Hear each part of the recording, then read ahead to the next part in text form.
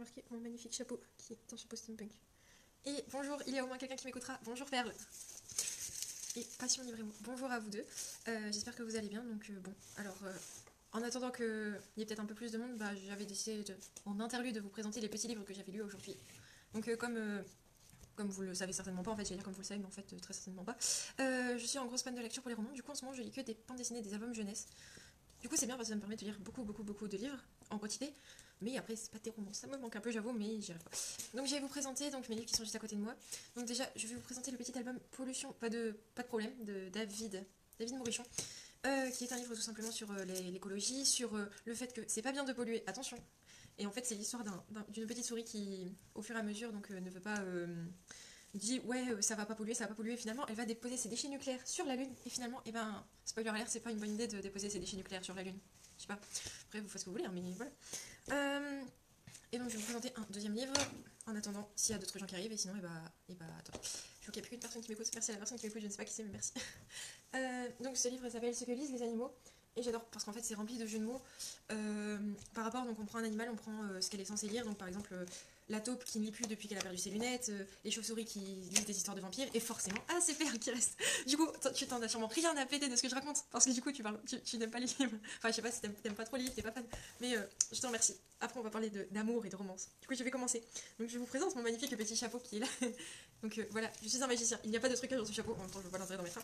Et là il y a plein de petits papiers avec des personnages que ces petits papiers je vais faire tomber dans mon chapeau. Et je vais donc mettre... Moi une personne m'écoute, je suis contente. Au plus fier, de toute façon la vidéo elle sera rediffusée, c'était le but. Donc du coup, alors le principe c'est que je dois tirer donc 3 personnes au sort. Donc la première, en fait, je vais expliquer déjà que c'est un triangle amoureux. Alors un triangle amoureux c'est quand il y a une personne et deux autres personnes qui sont amoureuses de cette personne, et que même que c'est très énervant parce qu'en général la personne qui est au milieu elle fait ouais mais lui je l'aime, mais oui mais je l'aime aussi, et du coup c'est ultra énervant quand ça arrive. Très clairement c'est la sélection de Kirakas, je sais que tu l'as lu. Voilà, c'est relou souvent, mais c'est drôle quand même. Du coup j'ai mis des petits noms de personnages dans ce chapeau, et je vais tirer une personne. Cette personne sera la personne du milieu, donc qui sera en hésitation avec qui je vais sortir. Et donc je vais tirer deux autres noms après, et je vais tirer deux autres personnes qui seront donc les personnes qui seront amoureuses de la personne principale. Donc, et je vais devoir dire avec qui je pense que la personne principale pourrait sortir. Bien sûr, je ne tiens pas en compte les orientations sexuelles, parce que je sais que j'ai mis pas autant de filles que de garçons. Enfin voilà, j'ai un peu mixé, et du coup, ça compterait pas, ce serait pas drôle. Donc je ne fais que en fonction du caractère. Voilà. Donc du coup, nous allons commencer. J'ai mis des personnages un peu épiques, tu vois, parce que souvent c'est des personnages assez young adulte, tout ça, assez classés. Là, j'ai mis des personnages épiques. J'avais envie de changer un peu. Alors, je ferme les yeux. Alors, c'est Safia de Phobos. Voilà, pour toi qui ne connais certainement pas Perle, mais pour ceux qui me regarderont plus tard et qui connaissent Phobos. Safia, donc c'est un personnage qui est vraiment super méga gentil. Enfin, franchement, c'est sa caractéristique principale, c'est qu'elle est gentille. Voilà. Et donc, avec qui va-t-elle finir? Alors, 1, 2. Soit avec Aristote, de Aristote et Dante, ou Jamie de Outlander. Oula. Alors, Aristote et Dante, donc c'est un livre sur la... le livre c'est Aristote et Dante découvrent l'esprit de l'univers, donc c'est sur un couple d'amis qui vont finir par être amoureux. Donc Aristote est un personnage qui est assez renfermé, assez j'aime pas les gens, assez qui veut pas trop voir de monde. Et alors c'est un personnage, il est super courageux, il est super beau gosse, il est très combatif, et puis bon après il y a très seul caractère, par contre ça il faut le faire remarquer. Mais voilà, c'est un personnage génial, c'est pas mal. Et donc du coup, Safia va-t-elle finir avec Jimmy ou Aristote?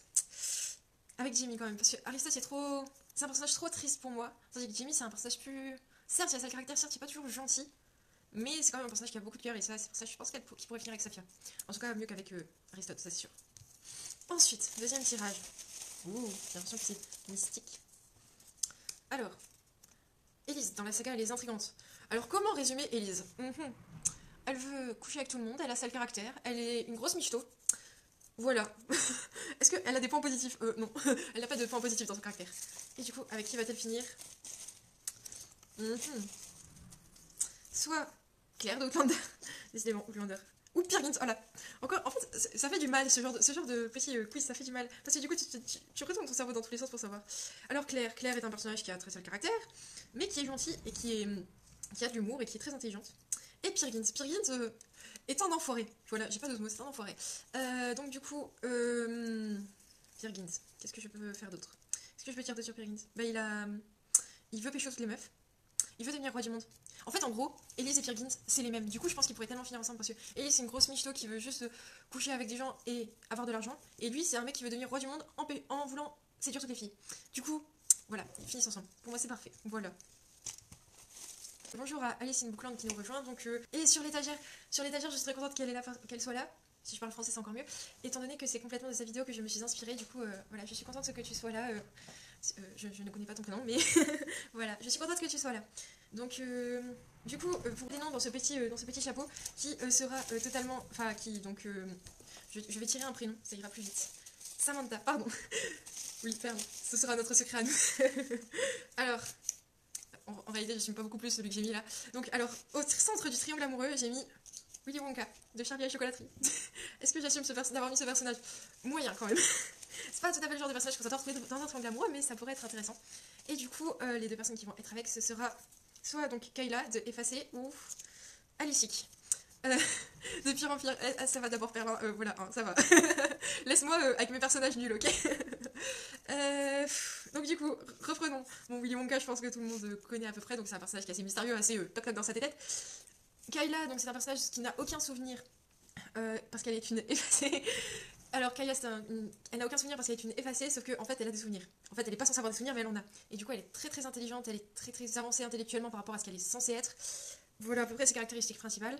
Et Alycic, c'est un fantôme. Je viens de finir la saga de BD. Alycic, c'est très bien si je vous conseille. C'est une petite fantomette qui attend le jugement dernier en étant dans son cimetière. Et alors, Willy Wonka, Kayla, Alycic. Quel trio faire? Franchement, c'est compliqué parce que. C'est dur. Si, franchement, ils ont aucune caractéristique commune, les trois. Mais je dirais, allez, Willy Wonka et Alycic quand même, parce que bah, pour les fantômes, il faut quand même. Pour voir les fantômes déjà dans le livre, il faut être quand même quelqu'un d'assez spécial. Et du coup, Willy Wonka est quelqu'un de spécial, du coup, pourquoi pas les mettre ensemble? Franchement, c'est la seule. Autant les autres, je trouvais des points communs. Alors, du coup, je ferme les yeux pour prouver qu'il n'y a aucune tricherie. Ce chapeau n'est pas truqué, même si c'est un chapeau haute forme et qu'il est de magicien. Enfin, il n'est pas truqué, promis. Alors, personnage 4 de Divergente. Donc 4, c'est un personnage qui représente en fait tous les caractéristiques des Divergents. Donc il est très gentil, il est partageur, intelligent, courageux, et cool pour... et enfin, voilà, c'est quelqu'un de bien. Et même s'il aime un peu trop taper les gens, c'est quelqu'un de bien. Et enfin, quelqu'un que je connais. Et je suis sûre que tu connaissais Willy Wonka. Hein. Oui, totalement. Hein, voilà, quand on voit les images du film, on a envie de se rincer l'œil. Et donc, est-ce qu'il va finir avec Gwen de Rouge Ruby ou Charlotte des Colombes du Roi Soleil? Alors, que j'explique vite fait. Oui, Rouge Ruby. Alors, je vais pas vous mentir, moi, Rouge Ruby, ça a clairement pas été mon livre préféré. Mais je l'ai trouvé assez sympa quand même. Mais j'étais un peu déçue parce que je suis fan de Voyage dans le temps et que c'était pas fait comme je voulais. Et quand un Voyage dans le temps est pas fait comme je veux, et bah je pique ma crise comme un gros enfant. Voilà. Hein. Voilà, j'assume des fois faut assumer quand on est des enfants. Donc, du coup, Gwen dans Rouge Ruby, bah déjà, elle est un peu sur le. Elle est un peu décalée par rapport à ce qui se passe parce qu'on lui dit du jour au lendemain, bah tu vas pouvoir voyager dans le temps, alors qu'à la base elle est assez effacée, tout ça. Donc, du coup, c'est assez particulier. Donc, je dirais qu'elle est un peu effacée par rapport au reste de la famille, assez dans les nuages sur le moment, ce qui est compréhensible. Hein. Je l'ai pas lu du tout.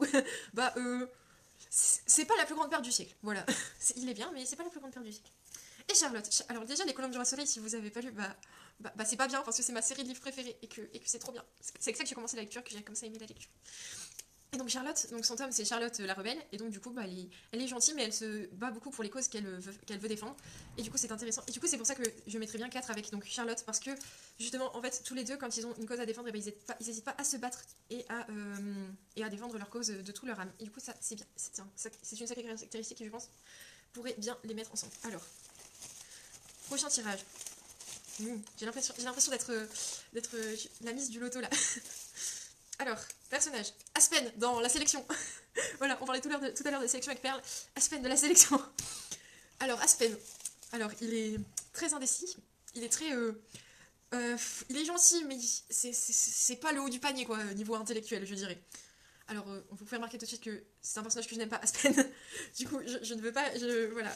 À la fin, moi, du livre, je voulais qu'elle finisse avec Maxon. Pour ceux qui ne l'auraient pas lu, je ne spoil pas. Je ne sais pas si elle finit avec Maxon ou Aspen. Enfin, si je le sais, mais je ne le dirai pas. Mais... moi, je veux pas qu'elle finisse avec Aspen. Voilà, je vous le dis. Maxon le meilleur. Voilà. Enfin, quelqu'un qui me comprend. Merde. Parce que ta sœur, elle était team Aspen depuis le début. Et puis toutes les filles, parce que Emma et Maëla, elles sont contre moi. Et moi, je suis pas d'accord avec ça. Et du coup, les deux autres personnages qui vont avec, c'est donc Marius, du livre Les Misérables, parce que j'ai envie de mettre un peu de personnages de littérature classique quand même, parce que j'aime bien les livres classiques. Et Triste de Divergente. Donc, alors, globalement, Marius des Misérables, c'est un personnage gentil, mais il se bat pour les causes qui lui sont chères, et puis c'est un beau gosse, faut l'avouer, c'est un beau gosse. Enfin, dans l'image qu'on en fait dans le livre, dans le film, enfin, ça dépend de quel film, mais j'en ai pas spécialement des bonnes images. Et Triste de Divergente, bah, elle est courageuse, mais indécise, mais elle... Non, elle est cool. Franchement, c'est un des rares personnages féminins que j'aime bien. Bonjour, Gwen Books.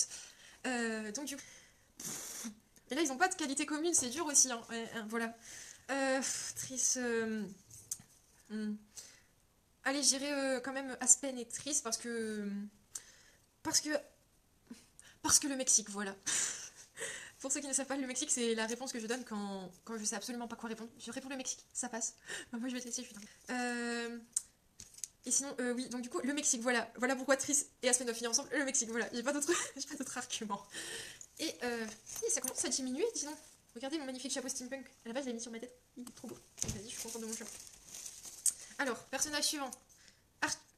Ouais. Au début, j'avais lu Arthur Conan Doyle, mais je me suis dit, mais c'est l'auteur, ça, c'est pas le titre. Mais si, c'est un personnage. Donc, Arthur Conan Doyle dans City Hall. Donc, pour ceux qui savent pas, City Hall, déjà, bah, c'est le meilleur manga au monde. Regardez, attendez. Magie! City Hall apparaît. Ouh, City Hall. Voilà, c'est de la magie. Donc City Hall, c'est un manga où tous les personnages, tous les personnages sont des auteurs ou de grands écrivains ou de grands personnages historiques qui vont donc se réunir pour résoudre un crime. Ou certains sont les méchants qui ont commis le crime. Et du coup, ça donne des trucs totalement ouf parce qu'en plus, à chaque fois qu'ils écrivent quelque chose sur du papier, ça se propage dans la vraie vie. Donc par exemple, tu écris je veux un gâteau, le gâteau va apparaître. Et c'est magnifique. Ce qui donne des images que sérieusement personne dans sa tête aurait imaginé. Par exemple, un combat Cthulhu, Jean Valjean. Cthulhu, Jean Valjean, imaginez un peu la scène, ça ne ressemble plus à rien, franchement. Donc du coup, Arthur Conan Doyle dans City Hall, donc Arthur Conan Doyle, c'est celui qui a écrit Sherlock Holmes, et c'est aussi un personnage de City Hall. Il est donc très gentil, très un peu niais dans le sens où, avec les relations humaines, il est un peu niais, mais par contre, il est très perspicace quand il s'agit de résoudre des enquêtes. C'est pour ça qu'on l'a emmené pour résoudre l'enquête en City Hall. Et avec qui va-t-il finir? Donc soit Ron Weasley ou Kate des Sœurs Sorcières. Bon, Ron Weasley, est-ce que j'ai besoin de le présenter? Manifestez-vous si vous ne connaissez pas Ron Weasley. Voilà. Et Kate, donc de Sœur Sorcière. Kate est un personnage qui est une sorcière dans un monde où les sorcières sont chassées. Elle doit protéger absolument ses sœurs, et pour ça, elle doit faire preuve d'énormément d'intelligence. Et c'est pour ça, clairement, que je la mets avec Arthur Conan Doyle. Parce que finalement, dans le livre, Arthur Conan Doyle ressemble assez à son amoureux dans le livre, qui est aussi mon book boyfriend préféré, voilà, hein, je la mets. Donc, en fait, Kate, c'est quelqu'un de gentil, mais qui est obligé de développer une intelligence et une méfiance super forte à cause de tous les problèmes qu'elle a eu. Et donc, du coup, je pense qu'ils pourraient très bien finir ensemble, parce que du coup, lui, il arriverait bien à cacher à quel point sa petite amie est une sorcière, et ça, ce serait beau. Ce serait tellement romantique. Je m'emballe un peu. Alors, il ne me reste plus beaucoup de papier. Attention, qui sera tiré cette fois? Éponine des Misérables. Oui, j'ai mis des personnages pas forcément les plus connus des Misérables, hein. Mais c'est les Misérables, du coup, c'est trop bien, du coup, voilà. Je vous ai épargné le Zola déjà, hein. C'est déjà pas mal. Et qui sera en couple avec Claude des Ferrailleurs. Oups. Ou Luna Lovegood. Ah non, mais comment voulez-vous que je fasse pour pas me marrer? Alors, donc, Éponine, personnage qui est donc. Qui est un personnage qui est fort utilisé par ses parents pour gratter de l'argent, sauf que elle, dans le fond, elle est gentille, elle aime Marius, et puis elle veut aider en fait. Elle veut finalement aider Marius, même sur son lit de mort. La dernière chose qu'elle lui fera, c'est lui donner la lettre de Cosette. Et c'est même la scène la plus émouvante. Enfin, non, une des scènes les plus émouvantes du film. Claude des Ferrailleurs. Alors, les Ferrailleurs. Je pense que je vais vous en faire un petit résumé parce que je n'ai pas encore eu l'occasion de vous le présenter. C'est un personnage qui... Alors, c'est une famille qui vit sur une île de déchets au large de Londres. Donc cette famille s'appelle les Ferrailleurs. Chaque membre de cette famille a un objet de naissance qu'il doit garder absolument sur lui. Et en fait, Claude entend parler les objets de naissance. Donc du coup, c'est quelqu'un qui est très timide, qui est très victimisé parce que déjà il est différent. En plus, il est très frêle au niveau de la santé, tout ça, donc ça ne va pas. Son objet de naissance est une bonde universelle. Je me souviens très bien. Et du coup, voilà, il est gentil, mais bah, il se la pète un peu étant donné qu'il connaît pas vraiment le monde extérieur. Donc en fait, il se la pète, mais il en est pas conscient parce que pour lui, c'est juste normal. Et Luna Lovegood, c'est juste une allumée. Voilà, tout simplement. Voilà, elle est décalée de la réalité. Elle est. Voilà, tout simplement. Et donc, du coup, Éponine, Claude, Luna Lovegood. Je dirais Éponine et Claude quand même, parce que Luna Lovegood, déjà, Luna Lovegood, je la vois tellement pas dans l'univers des Misérables.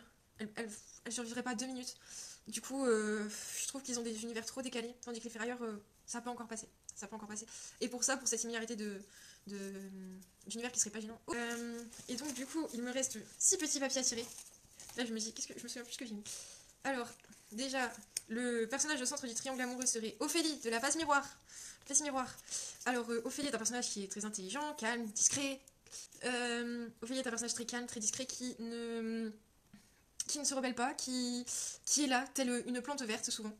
Et qui à la fin, bon, va finir par faire plus que la plante verte, hein, mais voilà. Au début, c'est un peu la sensation qu'elle me donne, une plante verte. Donc, Ophélie va-t-elle finir? J'ai fait à manger. Pas tant mieux pour toi, mais tant pis. Je te le raconterai après, t'inquiète pas. Alors, Ophélie va-t-elle finir avec Peter des Yeux du Dragon ou Kenji de Phobos? Oula. Alors, Peter dans les Yeux du Dragon, c'est un preux chevalier en armure qui vient pour sauver tout le monde. Voilà, c'est le cliché du prince. Franchement, il est pas mal fait. Il est pas mal fait dans le livre parce qu'il lui arrive plein de trucs qui fait que il est super intelligent, il est super drôle, beau gosse, tout ça. Et Kenji de Phobos, alors on le compare à un autiste. D'ailleurs, personnellement, Kenji Girac est dans Phobos. Oh là là, je m'attendais tellement pas à cette blague de ta part, mec. Oh là là, je suis surprise.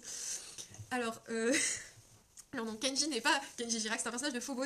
Et donc, ces personnages est comparé à un autiste. Enfin, en fait, on connaît très peu de choses à part le fait qu'il ressemble à un autiste. Et d'ailleurs, pour ma part, je ne pense pas que ce soit intelligent de mettre un autiste pour repeupler Mars. Personnellement, je trouve qu'il y a plus intelligent comme projet, tu vois. Enfin, j'ai pas compris le concept. Et donc, Ophélie, avec Peter ou Kenji? Alors, avec Peter quand même, parce que elle est c'est quelqu'un qui, je pense, peut dans le fond être très romantique, et quand elle aura rencontré l'homme parfait, elle pourra très certainement tomber amoureuse. Et du coup, Peter serait son homme parfait, je pense, très sérieusement. Il me reste que trois petits papiers. Donc le personnage qui sera au centre du triangle amoureux, ce sera Legolas du Seigneur des Anneaux. Ça voulait pas sortir le Seigneur des Anneaux. Alors, qui sortira soit avec America de la sélection. Ouf, Nemi. Alors, Legolas, donc c'est un elfe, il est courageux, il est beau, par contre il est un peu raciste et un peu fermé d'esprit, on peut le dire, oui, clairement. Toi, je te vois venir avec tes références, Emmerich, toi, je te vois venir d'une puissance. Donc vas-y, tu as le temps de les taper si tu veux. Après, America, c'est un personnage que je n'aime pas déjà, faut savoir, qui est une vraie girouette qui change très soin d'avis. Elle est pas spécialement fut-fut, mais elle est jolie, elle est courageuse, faut l'avouer. Et Nemi. Nemi, c'est donc mon personnage de ma bande dessinée préférée. Alors, elle est gothique, métalleuse, végétarienne, alcoolique, droguée. Est-ce que j'ai oublié quelque chose? Et fan du Seigneur des Anneaux. Donc du coup, forcément, je mets Legolas avec Nemi parce que je pense que ils sont tellement opposés l'un à l'autre que on dit les opposés s'attirent. Et donc voilà, du coup, Nemi et Legolas. Voilà, donc voilà pour ce petit live qui a duré 30 minutes quand même, je pensais pas. Donc du coup, je remets mon chapeau, trop classe. Et donc du coup, je vais vous dire au revoir. Sur quelle BD? Alors c'est quelle BD? La BD c'est tout simplement Nemi. La BD s'appelle Nemi. Il y a 3 tomes, ça a été écrit par Liz Meyer. C'est l'histoire de sa vie, donc c'est des courtes bandes en fait en général, un peu comme on pourrait trouver les Garfield, tu vois, c'est des petites BD très très courtes, très drôles, il n'y a pas de fil conducteur, mais c'est la meilleure. Pour moi, c'est ma BD préférée parce que le personnage est tellement exceptionnel que ça me fait rire à chaque fois. Ça me fait vraiment rire. Je vous dis bonne soirée, j'espère que ça vous a plu. Je vais donc le remettre en IGTV si vous voulez revoir le début. Et je vous fais à tous des bisous. Bonne soirée.